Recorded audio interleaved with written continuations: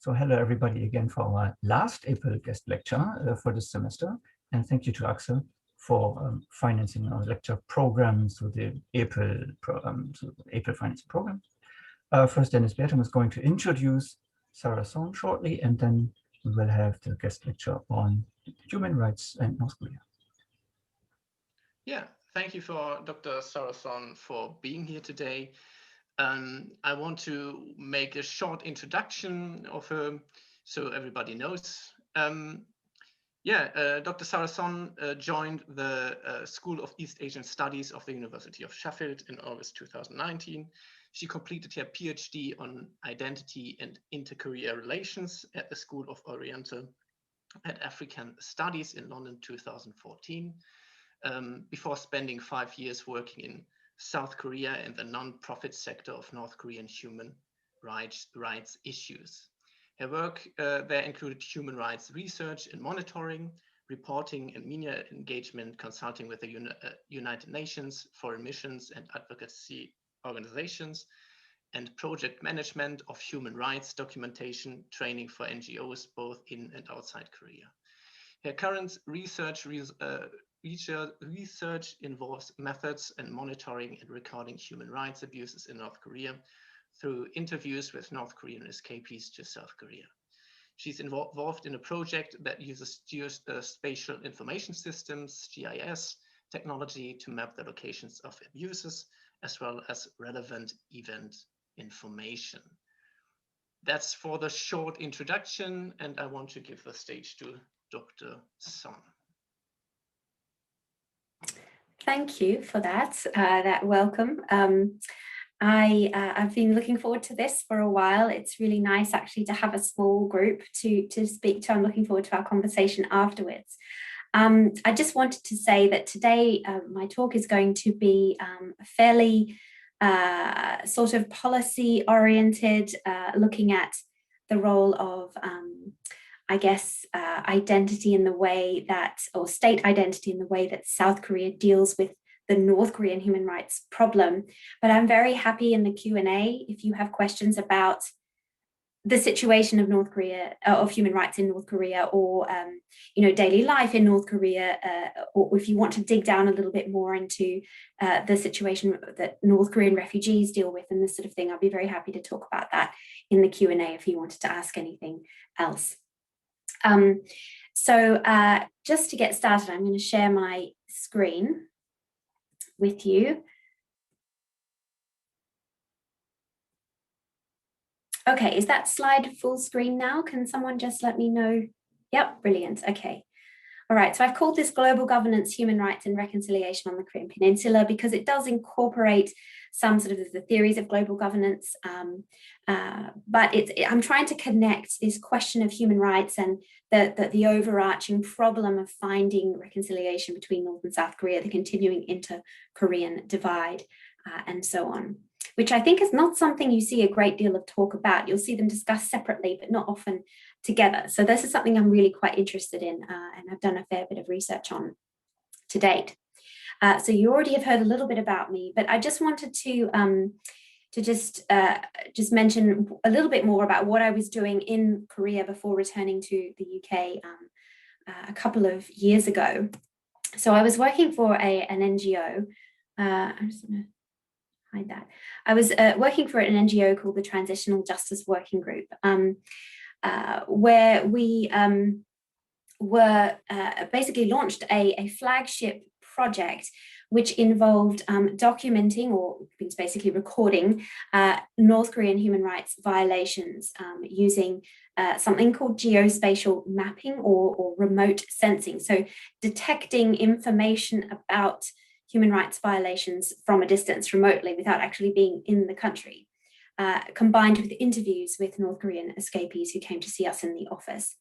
And this involved essentially looking at satellite imagery and trying to map the locations of certain events, not just pinpointing them on a map, but also finding out about the surrounding terrain, the types of sites that particular violations, including mass burials and public executions, tended to take place in North Korea. We published a number of reports on this work and engaged with a range of different stakeholders, people, groups like the United Nations, which now has an office in Seoul, the European Union, different international missions in Seoul, embassies and so on, and also the transnational advocacy community. So the big organizations like Amnesty International, Human Rights Watch, and the UN Special Rapporteur for Human Rights. So our work was quite widely covered in the international media over the years. We had the opportunity to work with a range of experts from other countries that have experienced similar forms of mass atrocities, or that were using the same technologies that we were using to try and detect and record certain events, and looking for ways of sharing knowledge and know-how, basically.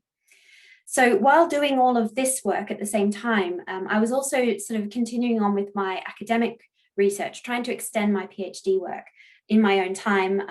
This was initially as a postdoctoral researcher with the Ruhr-Universität, but essentially I wanted to carry on looking at the connections between national and state identity in South Korea and policy directed at North Korea and North Korean escapees living in South Korea. So part of this work involved using constructivist international relations theory to explore how international norms of behavior interact with or put pressure on the way South Korea makes decisions about North Korea. But this is really tricky for South Korea because it has this awkward position between its chief ally, the United States, and its special but contentious relationship with North Korea.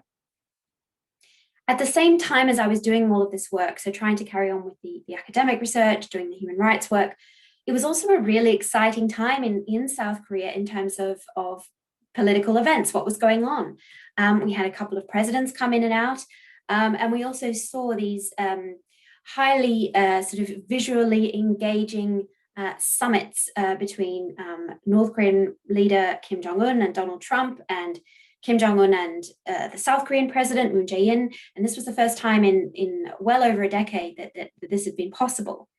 But it also, there was also a lot going on in the human rights world too, particularly after the United Nations launched an investigation into North Korean human rights in 2013. And this added a lot of pressure on South Korea to pay closer attention to human rights in North Korea. So in light of all of this kind of background and these political developments that were occurring at the time that I was in Korea, I'm going to talk about the following questions today. First of all, how can constructivist IR theory help us understand the responses of North and South Korea to international critique of North Korean human rights? Secondly, how has attention to the situation of human rights in North Korea shifted over the past decade? How have both North and South Korea responded to international critique of human rights in North Korea? And what should we expect looking to the future in terms of this intersection between human rights and inter-Korean reconciliation, or lack thereof? So I'll start with a little bit of international relations theory, but I'll keep it brief for the sake of time and your attention. So constructivist literature, or part of constructivist literature, explores the image or identity management activities of states, how states try to manage who they are in the world, how they are perceived in the world. Now, this challenges the realist paradigm of international relations, which argues that survival is a prerequisite to achieving goals that states have. And it sort of places primacy on physical security, right? Instead of this, I explore a more versatile, I think, conceptualization of security that moves our understanding of international relations strictly in terms of power or peace alone as the motivators of state behavior. I draw on people like Anthony Giddens and his structuration theory, Mitzen and others who argue that physical security is not the only kind of security that states seek, that states also engage in something called ontological security seeking. So this idea of ontological security originates in social psychology, and it's defined as a stable sense of self, or the need to experience one's self as a whole continuous person in time in order to realize a sense of agency. When you apply this to international relations, it's argued that, like individuals, states have a need to feel secure in who they are as identities or selves. Alongside its history, culture, and geography, a state's identity is shaped by international norms of behavior deemed appropriate to securing a desirable international image. So incorporating these ideas into research on things like nation branding and state image management, Christopher Browning is one scholar here in the UK, actually, who's described the political significance of nation branding and public diplomacy as increasingly popular tools to secure state identity. So Browning points to the way that perceptions of the international order are moving away from the traditional emphasis on enmity and territorial ordering in the IR literature. Instead of this, policies and behaviors that grant a sense of ontological security have become what he calls a necessary ritual and a key rhetoric of governmentality today.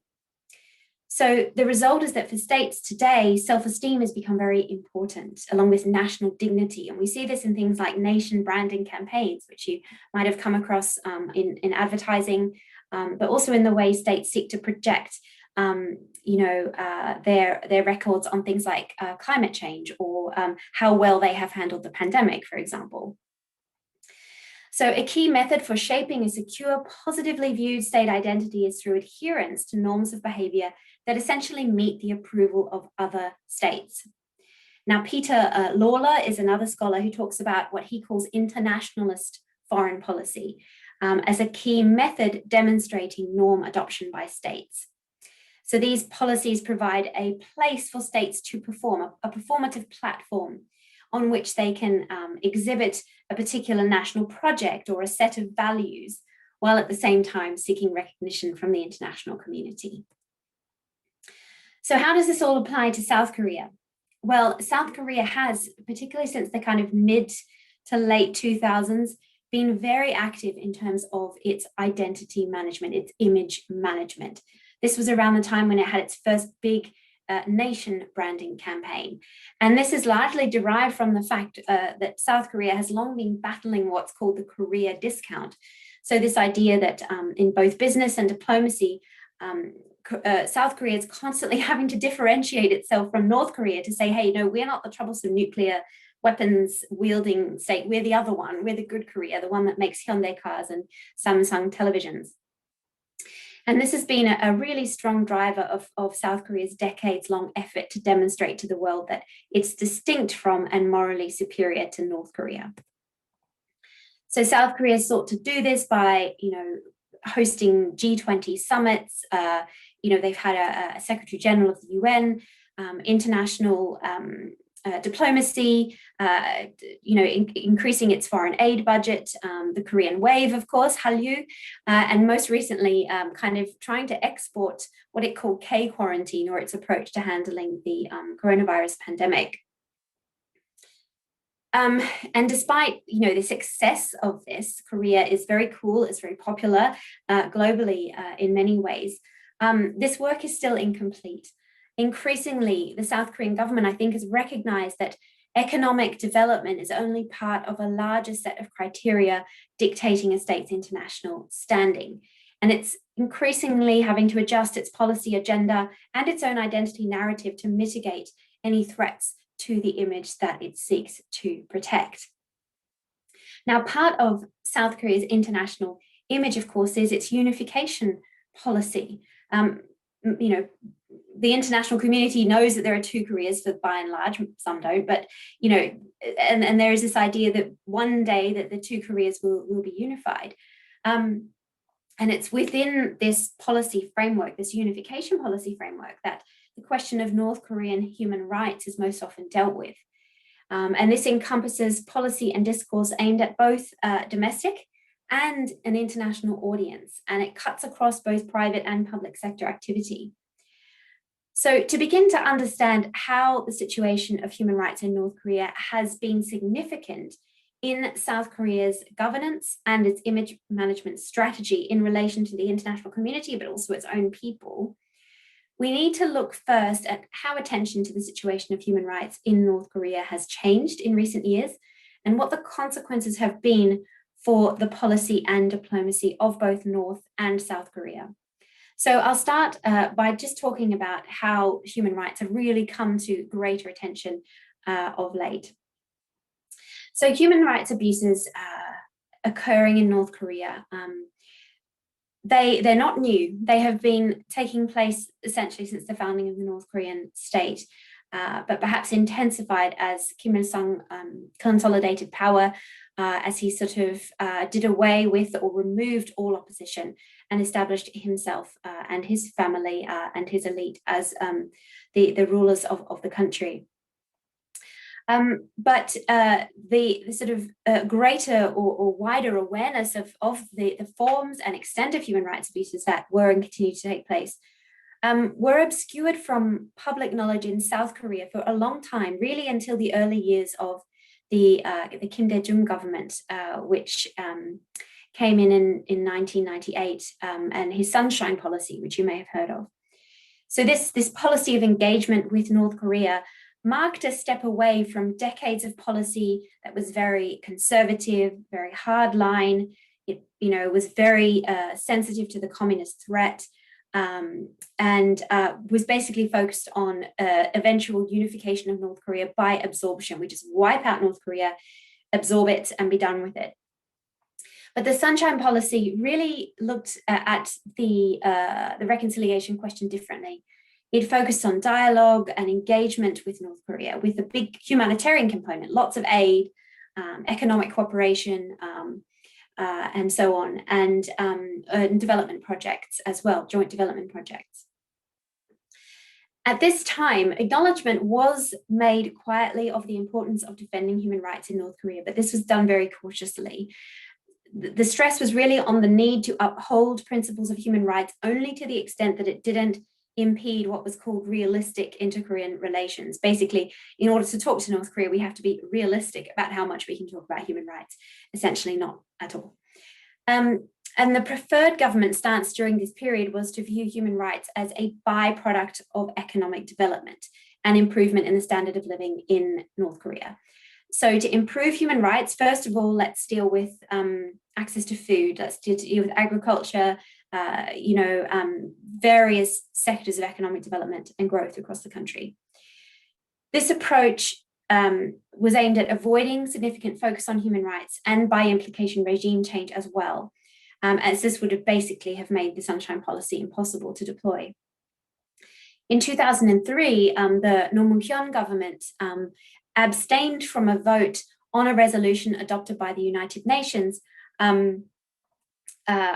Commission on Human Rights that condemned North Korea for widespread and grave abuses of human rights. And a senior South Korean official at that time said that it was not the time to, quote, humiliate North Korea on their human rights record. But something else was happening at this time. We were North Korea was really in the depths of the North Korean famine, which you may have heard about. It was caused by a conflation of things, the breakdown of the public distribution system for food in North Korea, droughts, floods, and the country's infrastructure was just completely unprepared for it. And so starvation was ubiquitous across the country. Malnutrition was rampant. And as a consequence, increasing numbers of North Koreans were running away, principally across the northern border with China. And as a result, many more North Koreans were coming to South Korea. And again, if you want to talk more about this afterwards, we can do that. Because there were more defectors essentially coming to South Korea, I think the numbers in about 92 were maybe 50 odd North Koreans in South Korea. But by the mid-2000s, there were close to 20,000, and now there are around 34,000 North Koreans in South Korea. And what did they bring with them? They brought stories, they brought testimonies, they brought witness accounts of life in North Korea, of a level of detail and depth that just hadn't been visible before, that hadn't been accessed before. And these testimonies of life in the North really told a story of the extent of human rights abuses that were valuable data for human rights organizations and campaigns gaining momentum at this time. But this was still during the Sunshine Policy era, and the South Korean government was kind of cautious about how they handled this. Things did change, though, in 2008 when the Sunshine Policy had sort of burned out, I suppose, and a conservative government was elected. Human rights discourse started to become more frequent, particularly in unification policy rhetoric. This was part of a shift from quiet diplomacy to more active diplomacy on North Korea. The Lee Myung-bak government at the time linked the focus on North Korean human rights to the universal value of human rights, wanting to kind of disconnect human rights from the ups and downs in North Korean relations by looking at it as a distinct issue. At this time, the South Koreans co-sponsored for the first time a UN resolution on North Korean human rights at the UN General Assembly and the Human Rights Council.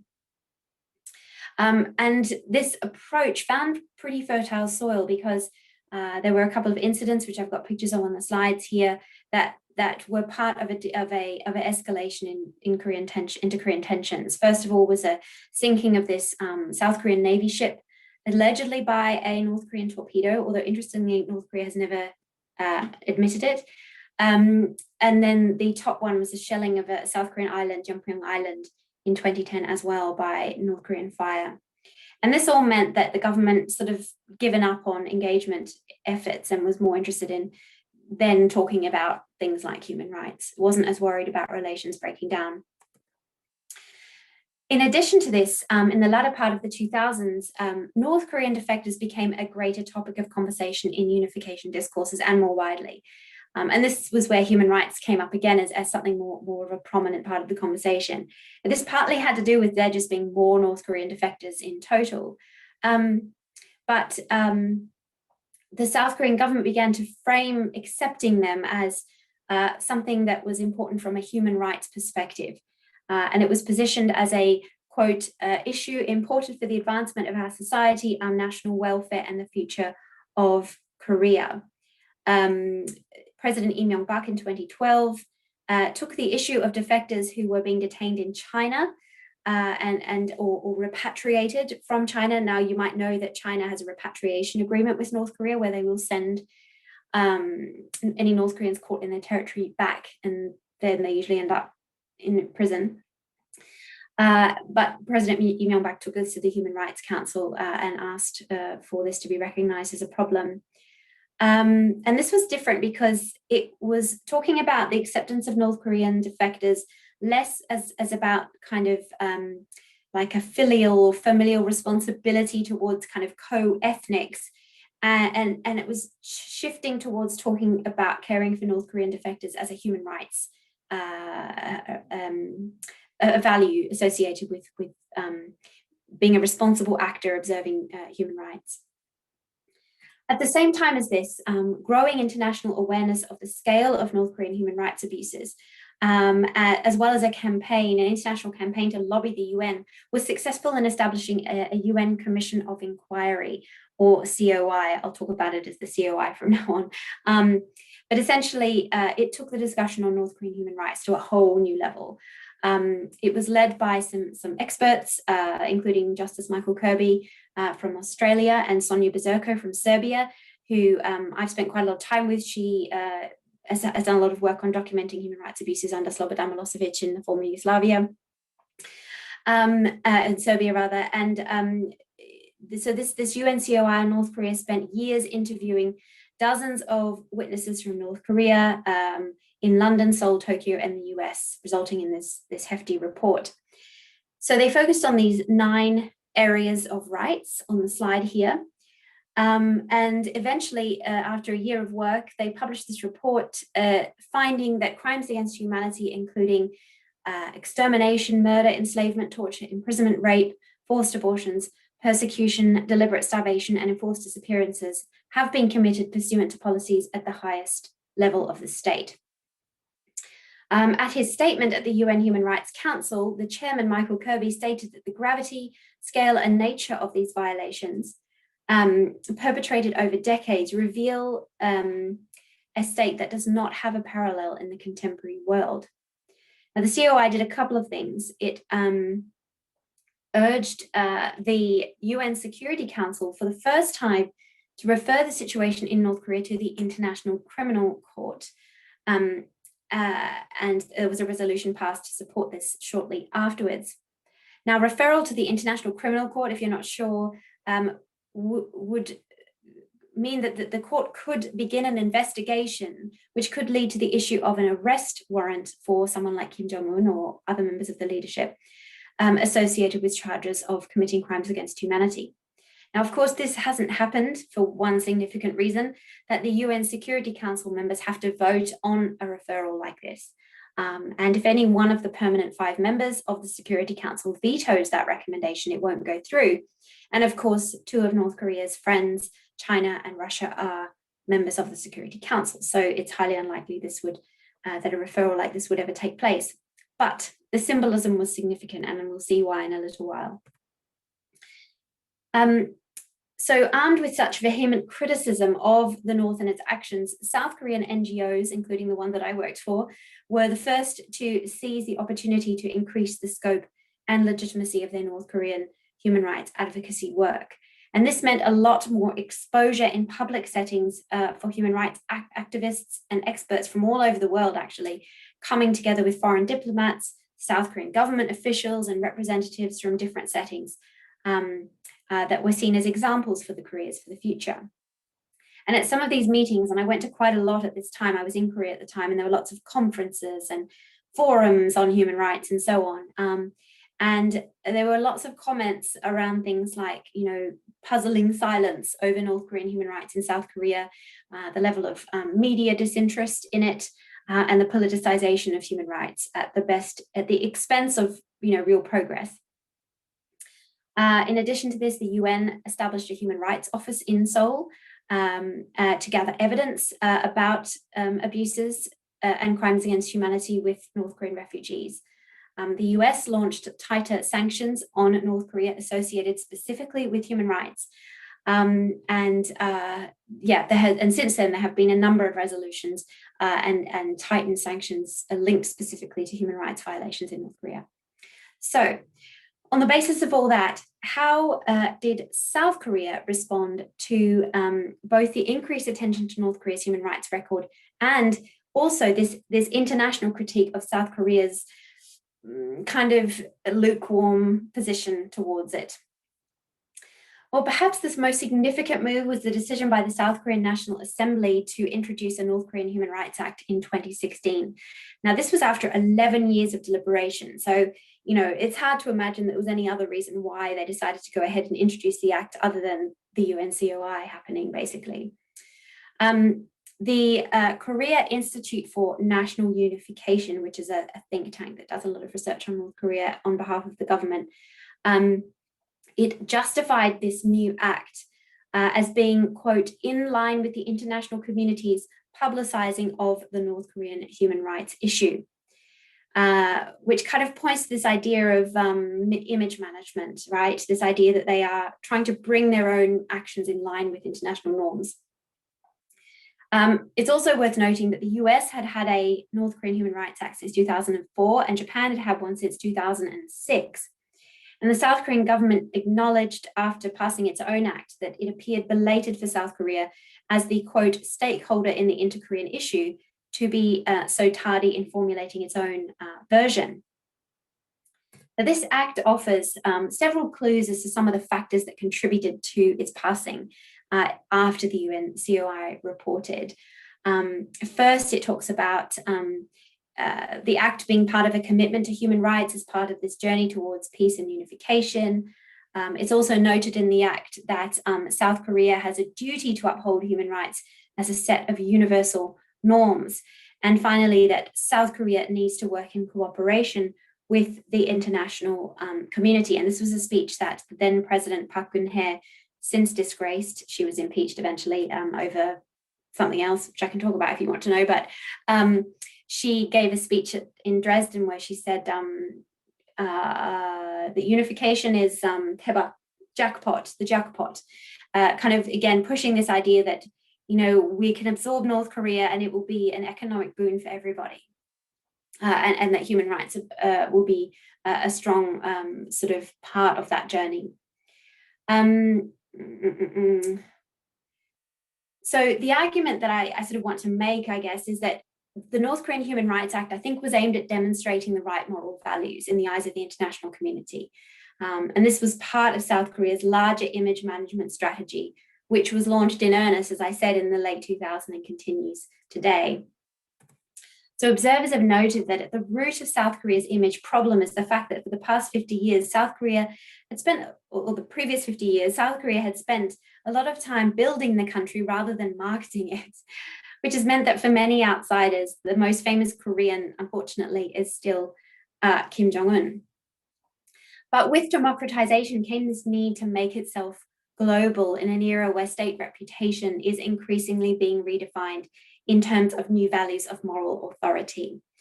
So South Korea's wanted to become less of a follower to more of a leading middle power. And in this context, values such as the idea of the universality of human rights, whether you agree with that or not, and the need to base foreign policy on such values have become increasingly important to South Korea's policy calculations. In this way, South Korea's ontological security priorities have shifted, where North Korean human rights were kind of previously a sort of private problem, a bit of an embarrassment for South Korea as well. Meeting international expectations of a more overt commitment to the right values has become a security-giving behavior of sorts and a higher priority. I'll just skip over that bit. What has happened in more recent years, though, as we've seen under the progressive Moon Jae-in government, we've seen a major reversal in the focus of South Korea's international image seeking in relation to North Korea, or a shift, I suppose, or a different direction, whatever. Specifically, in the pursuit of rapprochement with North Korea, the situation of human rights in North Korea has become firmly sidelined in the talks. I'll return to this period in a minute, but before I do that, I want to look now at North Korea's response since the UN Commission of Inquiry to international criticism of its human rights record. Now, the North Korean response to the UN COI and later to the UN resolutions it prompted took a number of forms. And again, I want to interpret each of these areas of response in relation to the connection between the state's reputation and the actions it deems significant to asserting an image that is viewed as legitimate by other states and international actors. So I want to counter this idea that North Korea just doesn't care, that it will just do whatever it wants, that it doesn't mind being vilified. I argue that in fact it does. So the opinion of the North Korean state on the COI report is summed up in this statement. Now, this was a government report, a North Korean government report that they submitted to the UN right after the UN COI report came out, or a few months after the COI report came out in September 2014. Now, they said, the US and its followers conduct the smear campaign against the DPRK over the human rights issues with its intention to mislead the public opinion and raise the non-existent human rights issues in the DPRK as the international issue.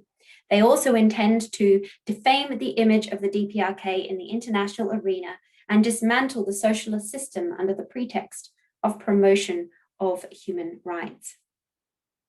So here we see North Korea linking the human rights issue to national security or ontological security, as I've defined it. And this is security in both its physical and social dimensions. The motive for the COI is defined as US-inspired, as a plot to overthrow the North Korean regime through defamation in the eyes of the international community.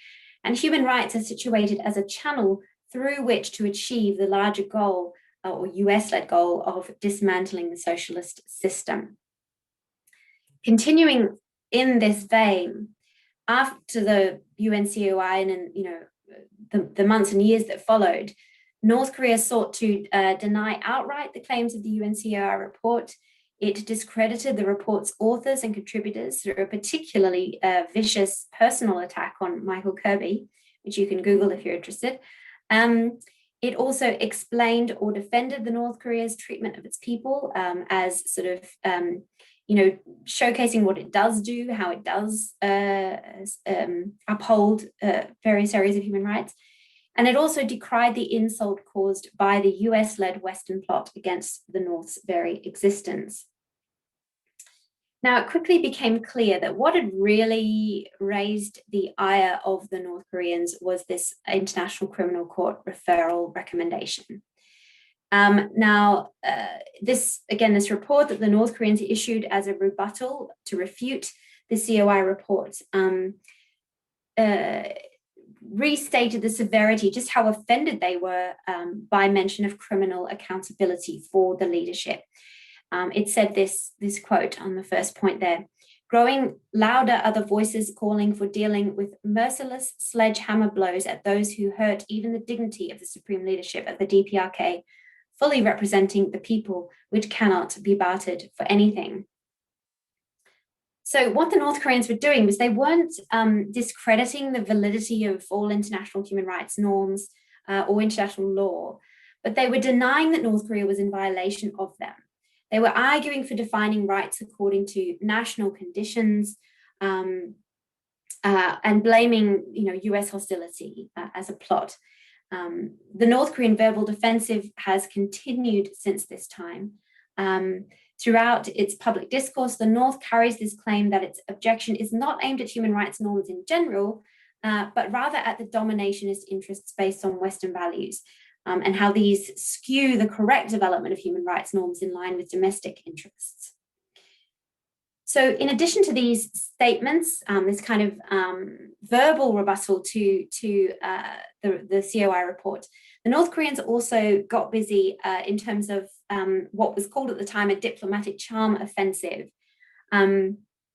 So one way it did this was by the abrupt, very surprising decision to suddenly accept nearly half the recommendations from the 2009 Universal Periodic Review, just 2 months after the report's release, 5 years later.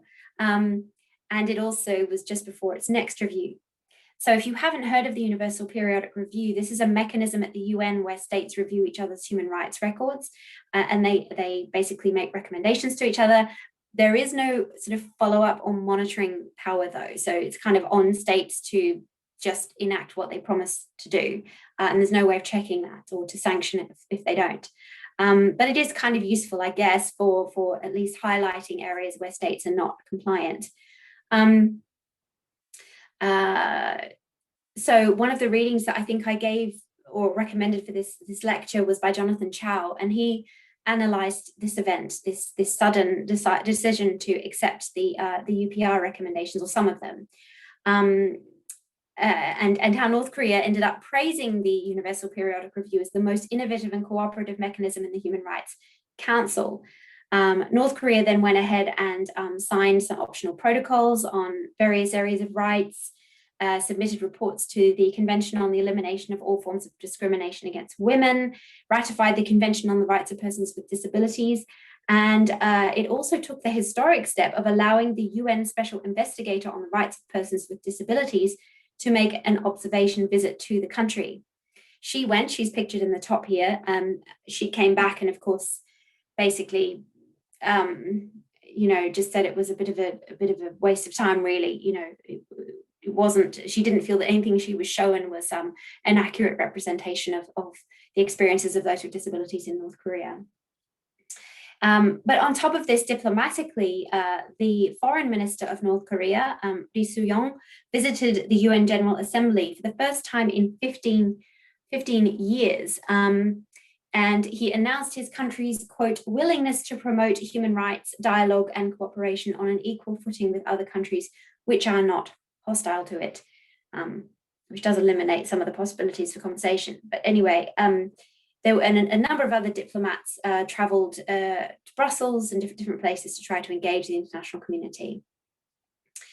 This obviously didn't necessarily have the effect that the North Koreans had hoped, for the obvious reason that it's difficult to believe much of what is said.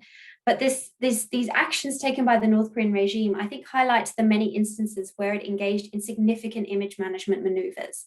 These were designed to tackle the accusations on every front. Sometimes they were a bit clumsy and inconsistent.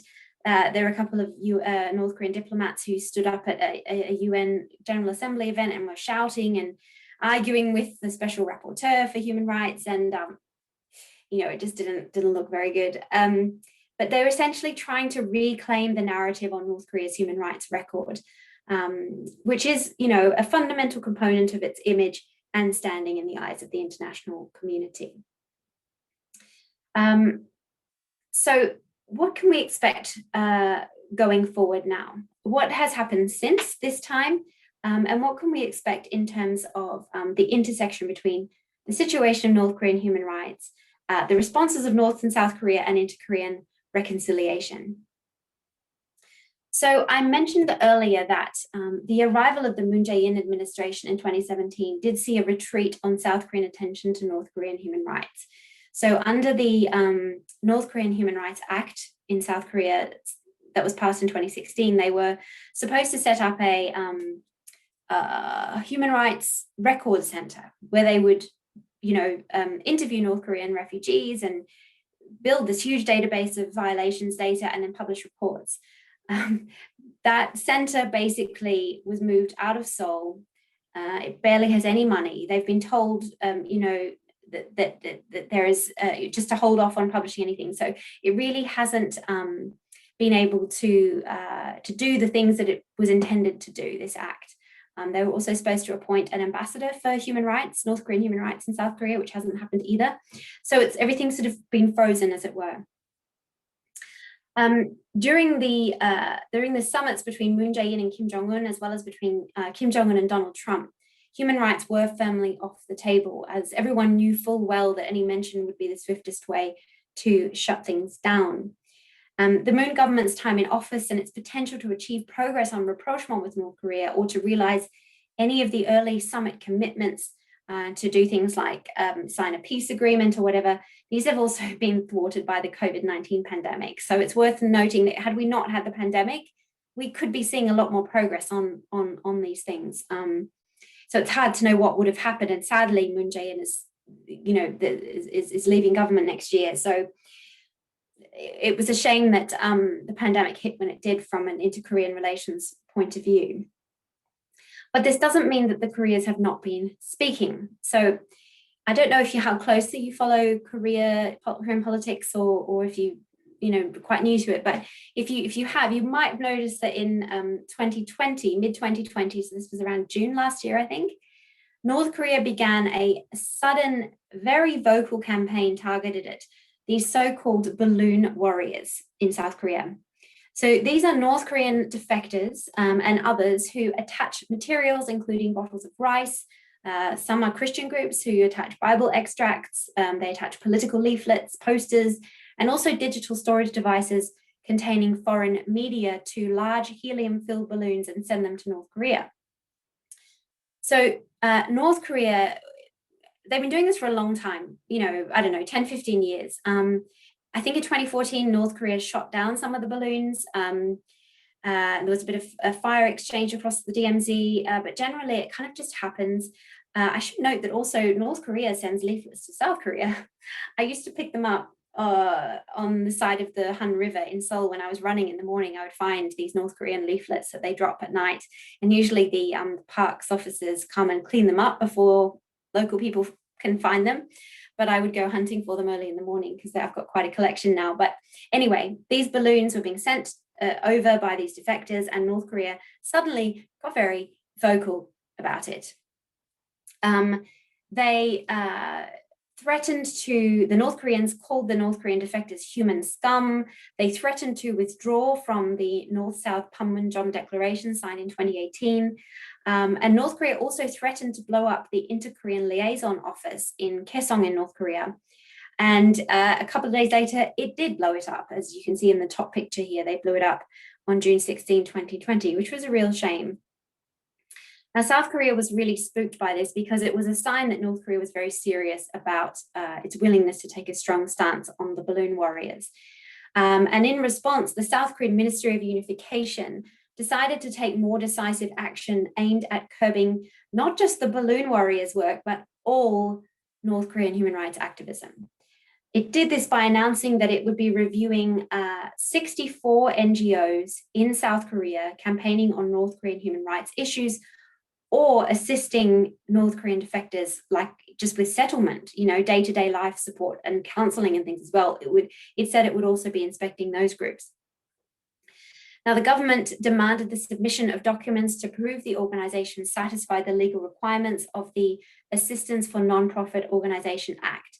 Now, these organizations should already have submitted these documents to be registered with the Ministry of Unification and the Ministry of Justice in the first place. They shouldn't need to show these documents again, but the government was asking for them. And friends of mine working in these organizations were like, this is ridiculous. We are wasting so much time finding and compiling all these documents. We don't have time to do our actual work. And the government also announced that it would be doing sort of sudden office inspections of 25 human rights organizations. The South Korean government also began the process of introducing a new Development of Inter-Korean Relations Act, which criminalizes the flying of propaganda leaflets by balloon towards North Korea. Now, all the activist groups quickly got together, they protested against the move, they signed a joint declaration in English, publicized it globally, saying that the government's sort of crackdown was an attempt to liquidate organizations that fight for North Korean human rights, claiming that these inspections were also harmful to South Korean democracy and restrictive of civil society space. Now, what's happened since then? Well, a year later, and the Ministry of Unification has revoked the corporate licenses of 2 defector groups, but only those involved in launching balloons. These 2 organizations have condemned the action, and both of them have carried on launching balloons, sometimes just a one-man show, just doing it by himself. And this is one of the campaigners, Park Sang-ak. Now, he's a defector who has continued launching balloons. He has been summoned by the prosecutor's office, but he's refusing to go. Meanwhile, the other organizations, the kind of more mainstream human rights recording documentation organizations, have carried on as normal, but they just don't get the sort of government support that they might under a conservative administration. So finally, what can we learn from all this? Well, I think the overarching message is that South Korea walks a very fine line when it comes to discussing, taking a position on, or legislating on anything associated with North Korean human rights. Whether the government is conservative or progressive, they are both subject to immense competing pressures from its allies, from North Korea, from regional neighbors, remembering as well that Japan has been active campaigning on the case of Japanese citizens abducted to North Korea over the years, particularly during the Cold War. But South Korea is also facing pressure from activists and organizations, both inside its borders and outside.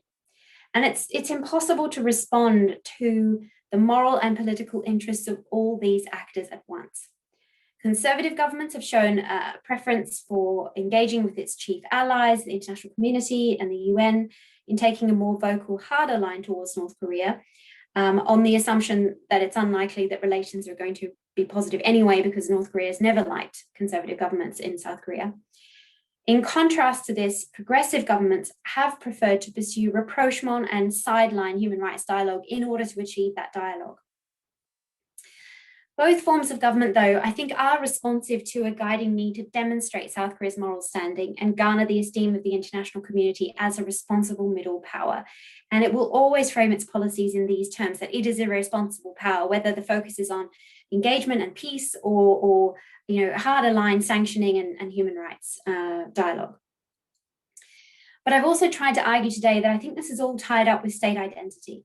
And also to some extent national identity, but this is harder to pin down and draw a boundary around because obviously Korean nationhood straddles the divide.